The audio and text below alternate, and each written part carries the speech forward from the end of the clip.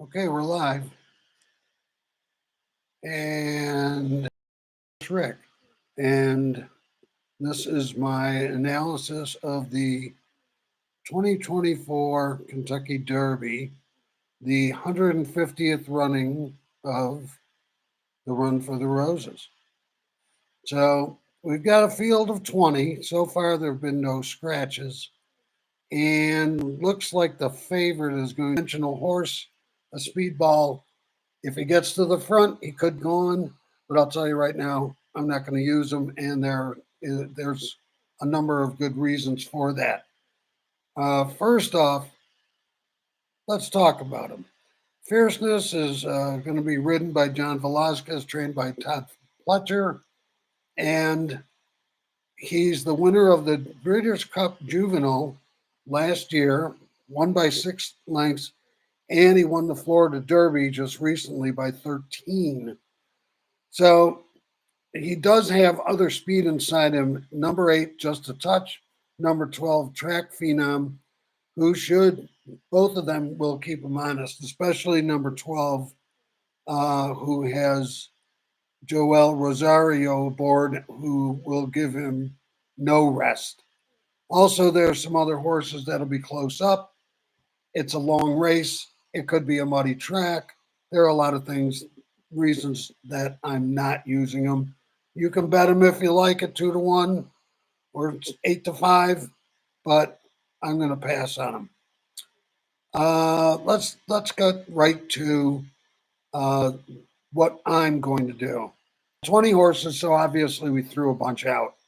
But I broke it down. I came up actually with 6 main contenders. The top one is Sierra Leone. He is he looks like the best horse in the race.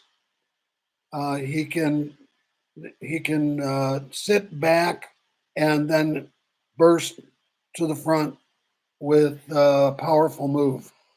The owners paid up for this horse 2.3 million at the Fasig-Tipton auction in 2022. But so far, he's been worth the money. He's earned 918,000 4 starts, winning all of his races but the Remsen, uh, just number just behind Dornoch, the number 1 horse in this race, back in December. He's my second choice, and I'm going to be using him. Uh, Moving down the list, number 4, Catching Freedom, trained by Brad Cox. Brad's got 3 horses in the race, but this one looks like the best. He's got Flavian Prat on board, one of the top jockeys. This Son of Constitution has a late running style that'll put him in the mix down the stretch. He won the Louisiana Derby at Fairgrounds and has earned over 800,000 in 5 starts. He was third to Sierra Leone in the Risen Star on a sloppy track back in February, so he's a good possibility. He had a nice work April 27th, 5 furlongs, 59-1. Number 8, Just a Touch. Oh, no, we're not using him, and I'll tell you why in a minute. Number 7, Honor Marie. He's a real outsider looking horse. Trained by D. Whitman Beckworth and ridden by Ben Curtis. 2 names that, man, nobody knows who they are. But he won the Kentucky Juvenile at Churchill Downs in late November, not the Breeders' Cup, but a juvenile race at Churchill, and ran second to Catching Freedom, number 4, uh, in the Louisiana Derby by a closing length. He was coming on. He's well bred, cost only 40,000, got a solid running style, and turned in a bullet work on April 25th of 59-1 for 5 furlongs. I thought he'd be 50-1, 71. It looks like he's going to be around 12 to 15-1. And let's move on to the other horses. Number 11, this is a key horse. Forever Young, out of Japan, trained by Sakai, ridden by Tiyusi Sakai, trained by Yoshido Yahagi. Apologies to my Japanese friends for the pronunciation. Um, someday a horse from Japan's going to win the Derby. This one checks all the boxes. He's 5 for 5 lifetime. He's the top earner in the field with over 2 million in earnings. He won the UAE Derby over in Dubai and is very impressive. It'd be a mistake to leave him off your exotic tickets because he could easily win one. One caveat regarding that: the long is a lot of people think the long trip from Japan to the Middle East to America takes its toll, and it may, but that probably depends a lot on the horse and how much care the handlers give him. Moving on, we have two more horses, and they're both outside. Number 18, Stronghold. I'm very impressed with this horse. He's the son of Ghost Zapper, and he's got one of the West Coast's leading rider trainer combinations in Anthony Frazu, the jockey, and trained by Phil D'Amato.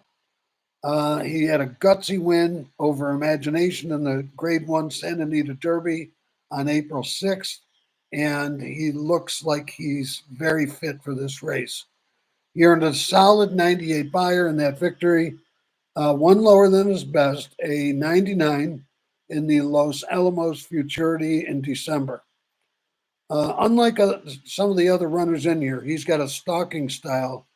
He'll sit just off the pace and spring into action at the top of the stretch, supposedly to catch the leader.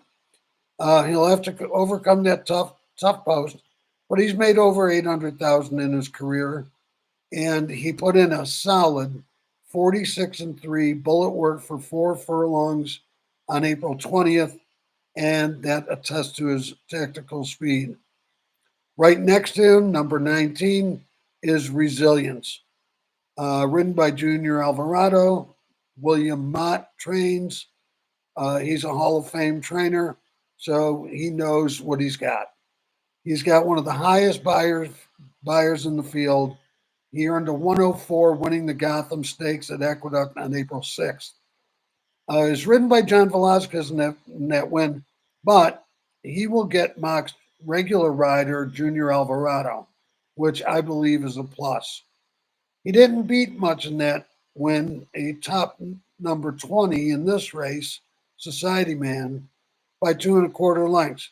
He might be peaking at the right time, still has to overcome that post. So, how are we going to play it? Putting down some cold cash on Sierra Leone is probably not a bad idea. The number 2 horse. He could easily win the race because he's got that big turn of foot and will be fair odds at 4 to 1, around 4 to 1.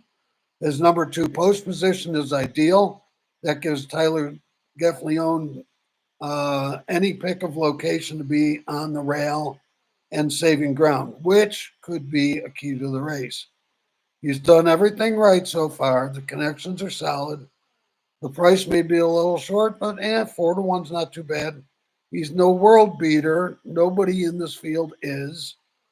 But he's already proven better than 5 different horses in this field that he's already beaten in other races. The other main contenders have got, excuse me, number 4, Catching Freedom, number 7, Honor Marie, who I've mentioned, number 11, Forever Young, number 18, what's his name? 18, Stronghold, who I really believe could win this race, and number 19, Resilience. So we've got 6 horses. A $1 exacta box for 6 horses costs $30. Take a shot. I've looked at the probables, and all of them, even with the favorite, Sierra Leone on top, will pay more than $30. So you want a box 2, 4, 7, 11, 18, and 19. The other bets I'll be making is $4 to win on number 2, $4 to win on number 11, $2 to win, and $4 to show on 18 and 19. And then we've got our exacta box for a total bet of $50. So if you got $50 to throw away, or maybe make huge payoff if long shots come in, good luck to everybody. Have fun. The